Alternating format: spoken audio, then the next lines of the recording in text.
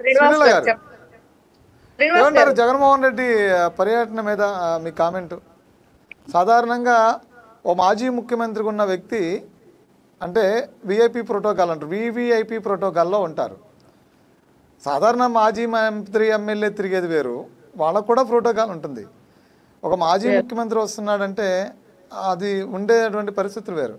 వాళ్ళు ఎవరైనా పార్టీలో అత్యంత కీలకమైన వ్యక్తి చనిపోతానో, వాళ్ళ కుటుంబ సభ్యులు ఏదైనా వస్తానో, లేదంటే పార్టీలో అత్యంత కీలకమైన వ్యక్తులు ఏదైనా ఇబ్బందుల్లో ఉంటేనో, లేదంటే ఆరోగ్య సమస్యలతో ఉన్నప్పుడు, లేదంటే ప్రజలకి అత్యంత కష్టం ఏదైనా వచ్చి పడింది, ఆ ప్రాంతానికి వెళ్ళి ఆ ప్రజలు ఉపద్రవంలో ఉన్నారు మాట్లాడాలనుకున్నప్పుడు ఒక మాజీ ముఖ్యమంత్రి కదిలి వెళ్తాడు. ఇలాంటి గంజాయి బ్లేడ్ బ్యాచ్గాల కోసం మాత్రం వెళ్ళలేదండి. పైపెచ్చు నేరస్తులకి కులము అని చెప్పి అంటున్నాడు. నేరస్తులకి ఎవడు కూడా ఏ కులపాడైనా సరే నేరం చేసినప్పుడు నువ్వు ఈ కులమా, నువ్వు ఈ మతమా అని అడగరు. అడిగి వాడిని కొట్టరు, అడిగాడిని అరెస్ట్ చేయడు. నాడు నేరస్తుడిగా అయ్యేటప్పుడు నేను ఈ కులం కాబట్టి నేరస్తుడిని అవుతానని అవుతాడా? నేరస్తులు అన్ని కులాల్లోనూ ఉంటారు, పోలీసులు అన్ని కులాల్లోనూ ఉంటారు.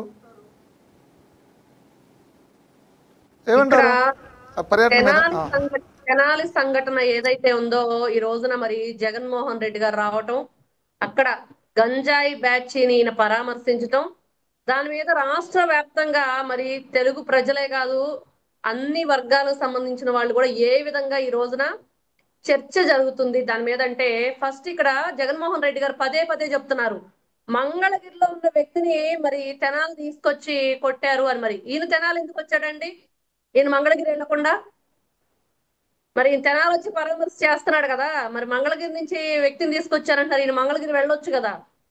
ఇంకో పాయింట్ ఏంటంటే ఆయన పదే పదే కేసులు కేసులు మరి వీళ్ళ మీద కేసులు పెట్టారు, యువత అని మాట్లాడుతున్నాడు. అంటే యువత అయితే తప్పులు చేస్తారు, ఏదో చిన్న పిల్లలు అని చెప్పి అంటే యువత అయితే గంజాయి తాగొచ్చు, యువత అయితే దొంగతనాలు చేయొచ్చు, యువత అయితే రౌడీయిజం చేయొచ్చు, యువత అయితే వాళ్ళ ఇష్టానుసారంగా వాళ్ళు ప్రవర్తించవచ్చు, అట్లాంటి వాళ్ళకి నేను సపోర్ట్ చేస్తున్నానని చెప్తున్నాడు జగన్మోహన్ రెడ్డి. మరి అదే విధంగా చూసుకుంటే మరి ఇప్పుడు ఎవరైతే ఈ కేసులు బనాయించి ఉన్నారో వీళ్ళంతా కూడా ఈ రోజున గవర్నమెంట్ కి దీనికి సంబంధం లేదు. ఫస్ట్ విషయం జగన్మోహన్ రెడ్డి గారు మళ్ళీ మళ్ళీ మళ్ళీ మళ్ళీ జగన్ అండ్ బ్యాచ్ తెలుసుకోవాల్సిన విషయం ఏంటంటే, గతంలో వీళ్ళ మీద ఎన్ని కేసులు ఉన్నాయి, ఎన్ని విధాలుగా వీళ్ళ మీద మరి 420 కేసు దగ్గర నుంచి ఎన్ని పలు సెక్షన్ల కింద కేసు నమోదు చేయబడి ఉంది. మరి గత ప్రభుత్వం ఎవరున్నారు మరి 5 సంవత్సరాలు జగన్మోహన్ రెడ్డి గారే కదా ముఖ్యమంత్రిగా ఉన్నారు అప్పట్లో. మరి ఆయన ఉన్నప్పుడు కూడా వీళ్ళ మీద కేసులు ఉన్నాయి కదా. మరి కేసులు ఉన్నప్పుడు అప్పుడు వీళ్ళని ఇతను కూడా వాళ్ళు శిక్షకి అర్హులే అని చెప్పినట్లే కదా. మరి అలాంటప్పుడు ఈ రోజున ఏ విధంగా వచ్చి ప్రభుత్వానికి రుద్దుతారు ఈ విషయాన్ని? కాబట్టి ఇది ఫస్ట్ శాంతి భద్రతలను కాపాడే పోలీసుల బాధ్యత. అది న్యాయానికి సంబంధించింది, చట్టానికి సంబంధించింది. వాళ్ళంతా కూడా అక్కడున్న ఏదైతే ప్రజలు ఉన్నారో వాళ్ళు ఒకటే చెప్తున్నారు, అసలు ఇక్కడ ఎక్కడా కూడా మేము పోలీసులు వ్యతిరేకంగా లేము, తెనాలి ప్రజలే కాదు రాష్ట్ర వ్యాప్తంగా అందరం కూడా పోలీసులకే మేము సపోర్ట్ చేస్తాము. ముఖ్యంగా జగన్మోహన్ రెడ్డి గారు పదే పదే ఒకటి చెప్తున్నారు, ఈ మధ్య కాలంలో ఆ ముగ్గురులో ఒకరు చనిపోయినట్లు కూడా వాళ్ళ ఏదైతే ఆ బులుగు మీడియాలో కూడా చెప్పుకోవటం జరిగింది. అంటే ఈ విధంగా కొట్టడం వల్ల అక్కడ ఉన్న అవమానకారంతో వాళ్ళు చనిపోయారు అని చెప్పేసే ప్రయత్నం చేశారు. అది జరగలేదు. మనం జులై సినిమాలో చూస్తే హీరో చనిపోయినట్లేదో డ్రామా ఆడతారు, అలా ఉండి వీళ్ళు డ్రామా. అతి త్వరలోనే అట్లాంటి ప్రయత్నం కూడా, అంటే శవరాజకీయాలు చేయడం జగన్మోహన్ రెడ్డి గారికి వాళ్ళ తండ్రితో పాటు పెట్టిన విద్య. మరి ఆ విద్యని ఈయన ఏ విధంగా చూస్తాడంటే, ఈ రోజున ప్రతి ఒక్క విషయంలో రాష్ట్రంలో ఎక్కడ చూసుకున్నా మనం ఇలాంటి శవ రాజకీయాలు చేయటానికి, కుల రాజకీయాలు చేయటానికి, తన రాజకీయ లబ్ధి కోసం తను సీఎం కుర్చీలో కూర్చోటానికి శవాల గుట్టన పేర్చుకుంటున్నాడు జగన్మోహన్ రెడ్డి. ఇలాంటి రాజకీయాలకు తెరలేపుతున్నాడు.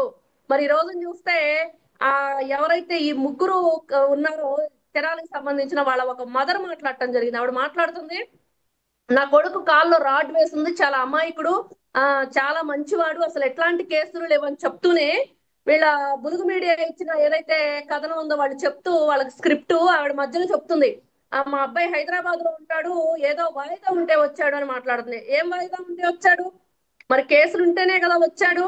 మరి గతంలో ఆయన మీద ఎన్ని కేసులు ఉన్నాయి? ఏ విధంగా వాళ్ళు చిన్న చిన్న గొడవలు అని చెప్తుంది. చిన్న చిన్న గొడవల్లో వాయిదాలు తిరిగేంత కేసులు ఉంటాయా?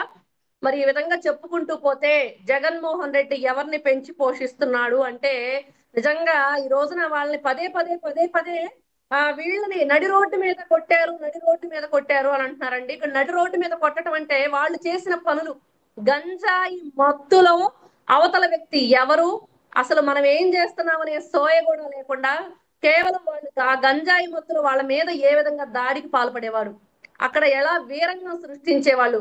నిజంగా ఈ రోజు ఈ పెద్ద సైకో వచ్చి మాట్లాడుతుంటే ఈ పిల్ల సైకోల గురించి చాలా నీచాతి నీచంగా ఉంది.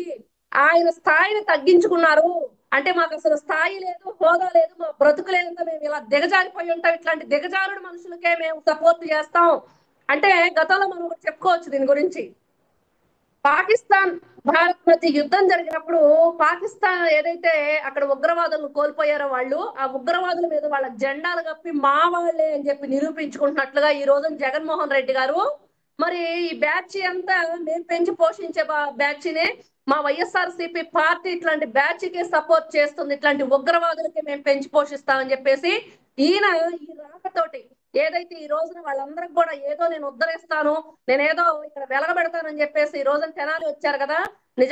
నిజంగా చెప్పుకోవాలంటే ఈ ఉగ్రవాదుల్ని పెంచి పోషించడానికి నేనే కేర్ ఆఫ్ అడ్రస్ అని చెప్పుకున్నట్లుంది.